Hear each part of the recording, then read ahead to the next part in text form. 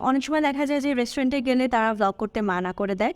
তো অনেকে যেটা করে ভিউজের জন্য সেই জিনিসগুলো ভিডিও করে রাখে যে আমাকে বের করে দিচ্ছে অ্যান্ড অল দ্যাট। আমি সেটা করি না। Share your learning journey. আসসালামু আলাইকুম। আজকে আমার সাথে আছে প্রিয়তি। প্রিয়তি আপনাদের কাছে সোশ্যাল মিডিয়াতে পরিচিত হলেও আমি কিন্তু ওকে ছোটবেলা থেকেই চিনি, রাইট? ইয়াস, আমি অনেক ছোটবেলায় মিসের কাছে কোচিং করতাম ক্লাস 8-9-এ থাকতে আর কি।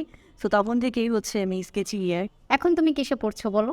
এখন হচ্ছে আমি অনার্স থার্ড ইয়ারে পড়ছি ইস্ট ওয়েস্ট ইউনিভার্সিটিতে। আর আমি মিসের প্রিয় সাবজেক্টেই পড়াশোনা করছি, সেটা হচ্ছে ইংলিশ। আমি ডিপার্টমেন্ট অফ ইংলিশে পড়াশোনা করছি। তুমি ইংলিশ ডিপার্টমেন্ট বেছে নিলে কেন? আসলে ছোটবেলা থেকে আমি ইংলিশ অনেক পছন্দ করি, প্লাস আমার ফ্রি হ্যান্ড রাইটিং বলেন কিংবা একটু লিটারেচার টাইপের বলেন, যেখানে আসলে ক্রিয়েটিভিটি আছে, নিজের মনের ভাবটা আমি লিখতে পারবো বা আমি ভ্যারাইটিস টাইপের জিনিসপত্র পড়তে পারবো, সেই ধরনের সাবজেক্টই আমার ভালো লাগে। সো এই কারণেই হচ্ছে ইংলিশ চুজ করা, বিকজ এখানে লিটারেচার আছে, আমি অনেক কিছু জানতে পারবো, অনেক বই পড়তে পারবো এই কারণ। আচ্ছা, তোমার তো যে চ্যানেলগুলো আমি দেখেছি ফুড ব্লগিং এবং লাইফস্টাইল নিয়ে, তো ফুড ব্লগিং এবং লাইফস্টাইল নিয়ে তুমি কিভাবে শুরু করলে ভিডিও তৈরি করা? এটা আসলে আমার এডুকেশনের সাথে কোনো মিল নাই, বিকজ এটা আমি শুরু করছি করোনার সময়। তখন যেটা ছিল যে আমি মাত্র ইউনিভার্সিটিতে ভর্তি হয়েছিলাম আর বাসায় বসেছিলাম, কারণ করোনার মধ্যে জাস্ট লকডাউন দিয়ে দিয়েছে 1-1.5 মাসের মধ্যে। সো তখন আসলে করার কিছু ছিল না।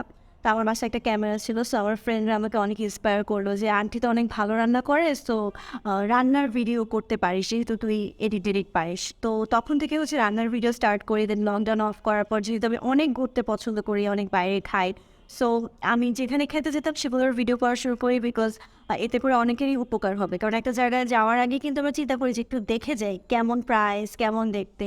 আমি তো তোমাকে অলওয়েজ নক দিই, কোথায় যাও? কিন্তু অনেক মানুষই নক দিত এমনিতেই যে এত জায়গায় ঘুরতেছো অ্যান্ড অল দ্যাট, তাহলে কেমন হয়। সো সেই চিন্তাধারা থেকেই হচ্ছে ফুড ব্লগিংটা শুরু করা। দেন হচ্ছে আস্তে আস্তে দেখলাম যে বড় বড় ঘুরতে যাওয়ার জায়গায়, যেমন রিসোর্ট বলেন বা ট্যুর বলেন, এগুলো কভার করলে মানুষ অনেক বেশি উপকার হচ্ছে, বিকজ আমি প্রাইসটা বলে দিচ্ছি। তো এই কারণে এগুলো স্টার্ট করা। তারপরে এর পাশাপাশি হচ্ছে যেটা দেখা গেল যে শপিং ভিডিওস আমি করা শুরু করি, বিকজ শপিং করতে আমি অনেক পছন্দ করি। সো এটা আমি র্যান্ডমলি দিয়েছি অ্যান্ড মানুষ অনেক অ্যাপ্রিসিয়েট করেছে। তো এগুলোর মাধ্যমে হচ্ছে লাইফস্টাইল ভিডিওটা আর কি শুরু করা। এটার কারণে কিন্তু তোমার প্রেজেন্টেশনটাও আর অনেক সুন্দর হয়েছে, রাইট? স্পন্টেনিয়াসলি তুমি কথা বলছো, তাই এক্সপিরিয়েন্স লেভেল অনেক বেড়ে গেছে। তোমার ভার্সিটিতেও তো নিশ্চয়ই প্রেজেন্টেশন থাকে। অবশ্যই, একদম প্রত্যেকটা সেমিস্টারে 3-4টা প্রেজেন্টেশন। তোমার ভার্সিটির নাম বলো। আমার ভার্সিটির নাম হচ্ছে ইস্ট ওয়েস্ট ইউনিভার্সিটি। অনেকেই জানেন, অনেকেই জানেন না। সো এখানে আমাদের প্রেজেন্টেশন মাস্ট, এটা অনেক ইম্পর্ট্যান্ট। রাইট। এমনিতেও যে কোনো জবেই কিন্তু প্রেজেন্টেশনটা অনেক বড় একটা রোল প্লে করে। তুমি কোন বিষয়ে ব্লগ করতে বেশি পছন্দ করো? আসলে ব্লগিং বিষয়টা আমার কাছে এমন, মানে খুব পছন্দের একটা জায়গা, শখের একটা জায়গা। যে কাজটা করতে আমি পছন্দ করি ওটাই আমি ব্লগের মাঝখানে তুলে ধরি। এখন এটা যে কোনো ইভেন্ট হতে পারে, যে কোনো কাজ হতে পারে। আমার শপিং করতে ভালো লাগে, সেটাও আমি ব্লগ করি। খাওয়া দাওয়া ঘোরাঘুরি করতে পারে, সেটাও ব্লগ করি। অনেক সময় দেখা যায় যে বাসায় ফ্রেন্ডরা আসতো, দাওয়াত দিলাম, আড্ডা মারছি, সেটাও আমি ব্লগ করি, বিকজ এটা আমার কাছে ওয়ান কাইন্ড অফ মেমোরিজ। আর তোমাদের তো অনেক বড় একটা গ্যাং আছে। হ্যাঁ হ্যাঁ, আমি আমার সব ফ্রেন্ডদেরকে বেশ চিনি, কারণ আমি একসাথে পড়তাম। তো দেখা যায় ফ্রেন্ডরা একসাথে হলে ওটাকে, মেমোরিজটাকে ধরে রাখার জন্য ব্লগ করা হয়। আর আপনারাও খুবই বেশি অ্যাপ্রিসিয়েট করেন, আপনারা দেখতে পছন্দ করেন, দ্যাটস ওয়াই আর কি করা। আমার একটা প্রেজেন্টেশনের ভিডিওতেও তুমি ছিলে, যেখানে দেখে আমার অনেক কলিগ জিজ্ঞাসা করেছে তুমি ওকে কিভাবে চিনো। ও তো ওর ফুড ব্লগিং তো আমি দেখি, আমি আবার জানতাম না যে ওরা তোমাকে চিনে। আচ্ছা আচ্ছা, হ্যাঁ, আমার জিজ্ঞেস করেছে যে মিসের সাথে কিভাবে কমিউনিকেট করলাম। বললাম মিসের কাছে তো অনেক ছোটবেলায় পড়ছি আমি। তো আমাদের অনেক স্মৃতি আছে অনলাইন। তো তোমাকে একটা সিম্পল কোয়েশ্চেন করি, যারা ফুড ব্লগিং নিয়ে কাজ করতে চায় বা ফুড ব্লগার হতে চায়, তুমি কি মনে করো তাদের কোন বিষয়গুলো প্রাধান্য দেওয়া উচিত, বা তোমার ক্ষেত্রে যে আরও ইমপ্রুভ করার জন্য কোন বিষয়গুলো আরও বেশি খেয়াল করা উচিত?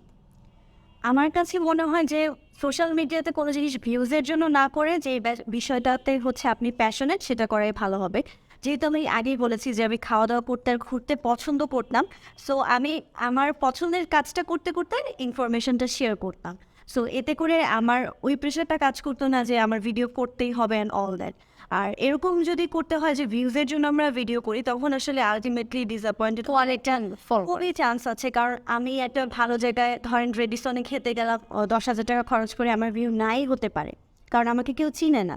তখন কিন্তু আমার মধ্যে এটা কাজ করবে যে আমি এত টাকা খরচ করলাম, আমার ভিউজ কেন আসছে না। ফ্রাস্ট্রেশন থাকবে। এটা তো অবশ্যই কাজ করবে। সো এই জিনিসটা আমার মনে হয় শখের বশে করলে আস্তে আস্তে যখন চ্যানেলটা ডেভেলপ করে আর কন্টেন্ট কোয়ালিটির দিকে যদি খেয়াল রাখেন, অনেক বেশি কাজ দেয়।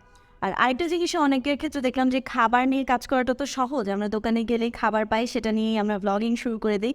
কিন্তু অনেকে আমরা খাবার রিলেটেড ইনফরমেশন জানি না, আমরা আসলে বুঝি না যে কী এক্সপ্লেইন করতে হয় বা কী আসলে অডিয়েন্স জানতে চায় একটা খাবারের ব্যাপারে। তো এগুলো একটু রিসার্চ করে জানলেও হয়তো ভালো হয়। আমরা বিদেশি অনেক ইউটিউবার্স আছে, তাদেরকে ফলো করতে পারি। ওরকম কন্টেন্ট কোয়ালিটি কিন্তু আমরা আসলে মেনটেন করতে পারি না, বা তাদেরকে যদি ফলো করি ওরকম করলে আসলে ভালো হয়। তোমার কি মনে হয় সেই খাবারের ইতিহাস কোথা থেকে আসলো বা কোন দেশে এই খাবারটা প্রথম শুরু হয়, এই বিষয়গুলো প্রেজেন্ট করা যায় না? এগুলো প্রেজেন্ট করা যায় এবং কেন এটা আমার ভালো লাগছে, আর এই দামের সাথে এই খাবার সামঞ্জস্যপূর্ণ কিনা? উচিত হবে কিনা, পরিবেশটা ভালো কিনা, এটা হতে হবে। আরেকটি জিনিস মাথায় রাখতে হবে যে অসৎ হওয়া যাবে না। অনেক সময় দেখা যায় যে আমরা অসৎ পথে যে মিথ্যা কথা বলি ভিডিওর মাধ্যমে, অনেক অডিয়েন্সের জন্য এটা খারাপ হয়। এই জিনিসটা আমি করি না, সত্যি কথা বলতে। যে আমার যদি জেনুইনলি খাবারটা ভালো না লাগে আমি বলে দিই। ইনফ্যাক্ট অনেক সময় এমন হয় যে রেস্টুরেন্টের ওনাররা এসে আমাকে বলে যে আপু আপনি সত্যি কথাটা বলে দিলেন অ্যান্ড অল দ্যাট। আমার কাছে মনে হয় যে যেটা সত্যি সেটাই আমি ওইটাই বলবো। আমার কাছে যদি ভালো না লাগে আমি ওটা বলবো। কারণ তোমার ভালো লাগেনি, তুমি স্যাটিসফাইড না, তুমি তো এটা কোনোভাবে করার প্রয়োজন। আমি আমার অডিয়েন্সের কাছে অনেক বেশি লয়াল থাকতে পছন্দ করি। তোমার পড়ার সাবজেক্ট নিয়ে জিজ্ঞাসা করতে যাচ্ছি। তুমি বলেছিলে যে এই ধরনের ভিডিওগুলো তুমি কম পাও লিটারেচার নিয়ে। তোমার কি কাজ করার ইচ্ছে আছে? আমার ডেফিনেটলি কাজ করার অনেক ইচ্ছা আছে, বাট আমি যেহেতু স্টিল স্টুডেন্ট, আমি এখনও শিখছি। সো আমি যদি একটা কন্টেন্ট রেডি করি, এটা যদি প্রপার না হয় সেটা আমার কাছে অনেক খারাপ লাগবে। কারণ আমি বলছি যে আমি আমার কাজের কাছে সবসময় লয়াল থাকতে পছন্দ করি। সেই জন্য আমি স্টিল লার্নিং। শিখে গেলে বা শেখার কাছাকাছি গেলে আমি হয়তো ইংলিশের একটা চ্যানেল, এটার জন্য সবসময় স্টাডি আসলে করতে একটা চ্যানেল স্টার্ট করব। বিকজ আমার পড়াশোনার ক্ষেত্রে অনেক প্রবলেম হয়। আমার সাবজেক্টের ক্ষেত্রে আমি আমার মানে যে কন্টেন্ট আমার দরকার এটা আমি ইউটিউবে খুঁজে পাই না। সো আমি চেষ্টা করব আমার জুনিয়র যারা আছে তাদের জন্য কাজ করতে। Great initiative. ব্লগিং নিয়ে আমি একটা প্রশ্ন করতে চাই, সেটা হলো তুমি যে বিভিন্ন রেস্টুরেন্টে যাচ্ছ, তুমি কি কখনো ডিফিকাল্টিস ফেস করেছো? ডিফিকাল্টি ফেস করেছি বলতে এরকম যে অনেক সময় দেখা যায় যে রেস্টুরেন্টে গেলে তারা ব্লগ করতে মানা করে দেয়। তো অনেকে যেটা করে ভিউজের জন্য সেই জিনিসগুলো ভিডিও করে রাখে যে আমাকে বের করে দিচ্ছে না অল দ্যাট। আমি সেটা করি না। সো এরকম অনেক সময় হয় যে মানা করে দেয়, এটা তো আছেই। প্লাস অনেক সময় হয় যে হয়তো রেস্টুরেন্টটা ছোটো, আমি ভিডিও করছি, ওপেনলি কথা বলছি, আশেপাশে মানুষ সবাই তাকায় থাকে। তো আনইজি লাগতে পারে। লাগে। তারপর অনেক সময় কমেন্ট পাস করে যে কথা বলছেন অল দ্যাট। তো এগুলাকে আসলে আমি ইগনোর করি, কারণ আমি যদি ইগনোর না করি আমি তো আমার কাজে আগাতে পারবো না। আর এটা ইনিশিয়ালি অনেক বেশি হতো, এখন একদমই হয় না। কারণ আলহামদুলিল্লাহ রেস্টুরেন্টে গেলে সবাই এখন চিনে। সো তারা এমন একটা এনভায়রনমেন্ট আমার জন্য ক্রিয়েট করে দেয় সো দ্যাট আমি ইজিলি কাজটা করতে পারি। তাহলে তুমি ওভারকাম করেছো হ্যাঁ। তোমার সমস্যাগুলো। তোমার ফ্যামিলি থেকে তুমি কতটুকু সাপোর্ট পাও? আচ্ছা, ফ্যামিলি থেকে কিন্তু অনেক সাপোর্ট পাই, কারণ সাপোর্ট না পেলে তো করতে পারতাম না। ইনফ্যাক্ট আমার মা নিজেও অনেক সময় আমার ভিডিও করে দেয়। আর ইনিশিয়ালি যেটা হতো যে অনেক সময় দু একটা খারাপ কমেন্ট আসতো, তো তখন হচ্ছে আম্মু একটু মন খারাপ করতো বা আত্মীয় স্বজনরা একটু আর আপু তো তোমাকে অনেক কেয়ারে রাখে, রেস্ট্রিকশনে রাখে। আমার এখনও অনেক রেস্ট্রিকশন, এই জন্য হয়তো আমি অনেক ভিডিও করতেও পারি না। তুমি ঢাকার বাইরে থেকেও তো অনেক ঢাকার বাইরে পারি না। আবার অনেক সময় দেখা যায় যে সন্ধ্যার পরে অনেক রেস্টুরেন্ট থাকে, ওগুলোতে যেতে পারি না কারণ আম্মু যেতে দেয় না। সো এটা তো যে আমি পিছিয়ে আছি এমন কিন্তু না, আমি আমার যেহেতু হার্ডওয়ার্ক করছি আমি আলহামদুলিল্লাহ পাই। তো ওই যে এরকম টমেন্ট আসতো তখন দেখা যেত যে অনেক সময় সবাই মন খারাপ করতো, বাট আলটিমেটলি দেখা গেছে যে এমন কমেন্ট আছে যেটা আসলে রেলেভেন্টই না, সেটা আসলে আমি করতেছি না। সো আলটিমেটলি এটা ঠিক হয়ে গেছে, এখন এটা নিয়ে কেউ মন খারাপ করে না, এখন খুবই সাপোর্ট করে সবাই, ফ্যামিলির সবাই। তার মানে নেগেটিভ কমেন্ট দেখেও তোমার মানে কিছু মনে হয়নি যে আমি আমার কাজ করে যাব? আর নেগেটিভ কমেন্ট আসলে কেন ম্যাটার করে না, কারণ ওই নেগেটিভিটিটা আমার মধ্যে নাই। তারা জাস্ট অ্যাটেনশন পাওয়ার জন্য বানায় বলে। আমি ওইভাবেই ভিডিও করার চেষ্টা করি যে মানুষ কথা বলতে না পারে। এখন র্যান্ডমলি একটা জিনিস বলে দিলে ওটা তো মিন করে না, দ্যাটস ওয়াই আমার কোনো প্রবলেম হয় না। আচ্ছা, তুমি অনেক সুন্দর করে বললে কথাগুলো। থ্যাংক ইউ সো মাচ প্রীতি। আর তোমাকে নতুন করে কি থ্যাঙ্কস দিব, আমার খুব কাছের মানুষ। Thanks for watching. আসসালামু আলাইকুম।